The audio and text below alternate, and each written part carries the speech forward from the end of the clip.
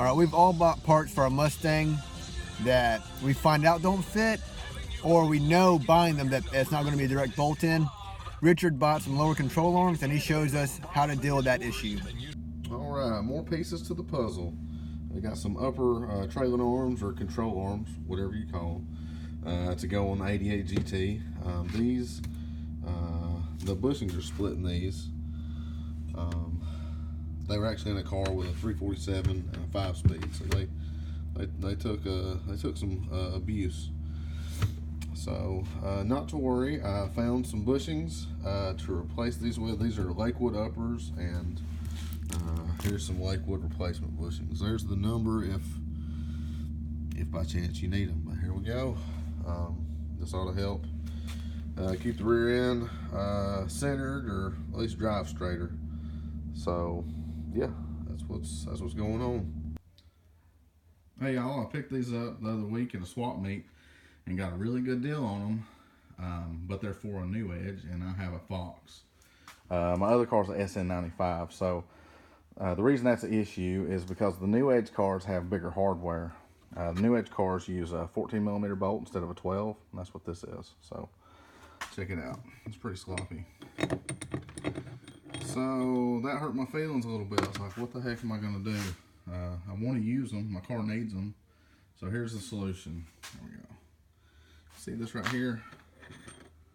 I got a friend at work ordered this for me. It's from Online Metals.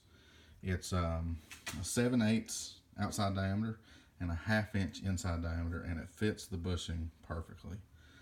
So if you happen to run into that, there's your solution. And the bolt fits way better. It's a good fit. It's got a little bit of slop, but it's not awful. But hey, when you're on a budget, perfection's really not in the cards. So that's the solution.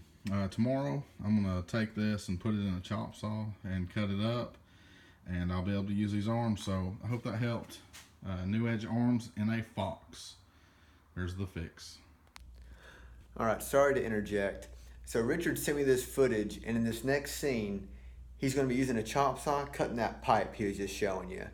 And he cuts the pipe down, and then he looks up all somber into the camera and smiles. And I was like, what is going on here?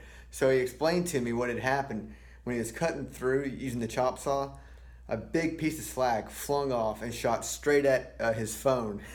So that's what the smile is all about. It's a smile of relief, and I tried my best to slow it down. So here we go.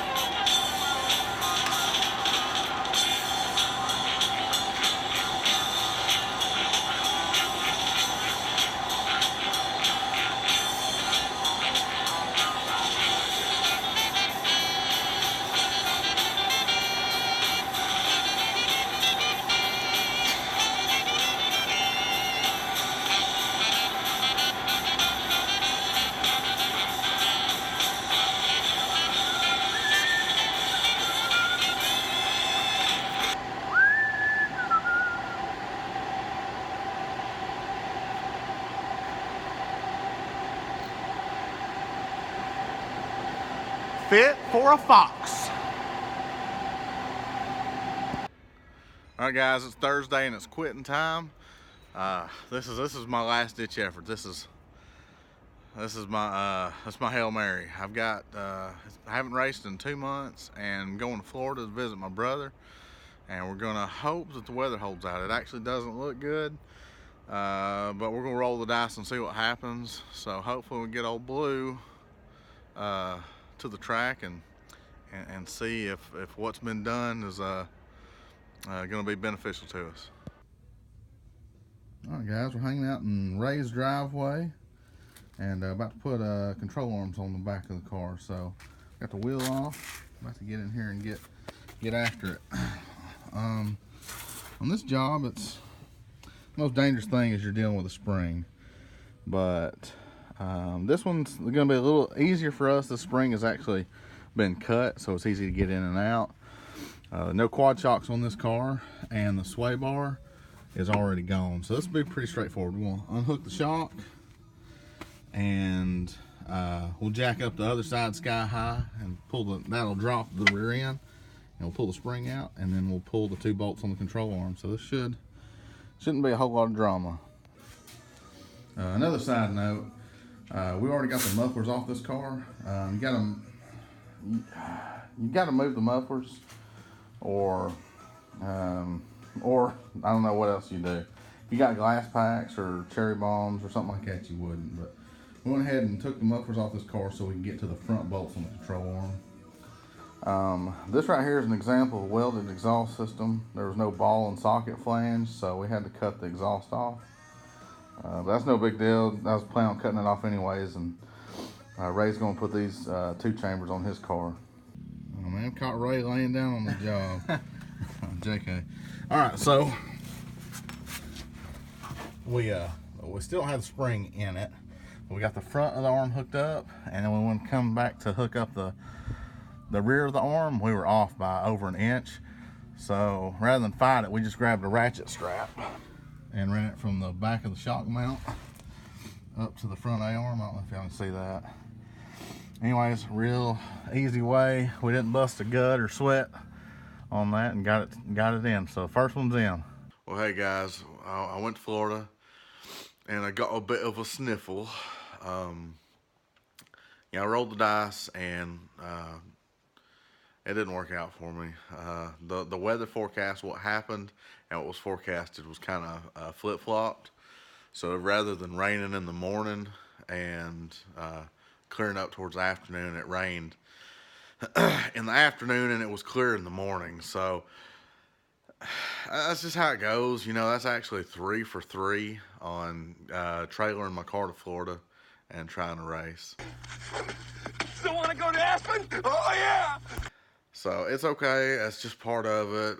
I'm trying to get to the track and see the results of this car. It's 2 months now, and it's a little disheartening, but it's just part of it.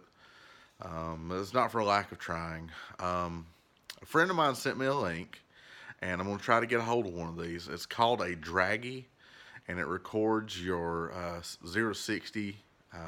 It records 1/8 mile, 1/4 mile, and 1/2 mile. And it's pretty accurate. I've seen reviews on it compared to a V-Box, which is kind of, I guess, the golden standard. And it comes up pretty close on that. And it also, they've tested against, drag strips. So it's $150. I plan on getting my hands on one of those. And that way, if I do go to a no prep event, I can have that and record the data from that. And hopefully see some improvement. So thanks for watching. Thanks for bearing with us. We will get this thing to the track. You know, my whole goal with this car is to go as fast as possible, as cheap as possible. I know a lot of guys with AOD cars kind of feel like they're left behind. And a lot of guys with speed density cars also feel a little left behind because you're limited because you can't put a cam in it. So I want to show that you can go fast, you can have fun with a speed density AOD car. They're out there. They're usually not terribly expensive. And the good thing about an AOD car is it usually hasn't been beat as hard as a 5-speed. Good thing about a speed density car, it probably still has a stock cam, and the modifications done to it are limited. So it's actually a good pick.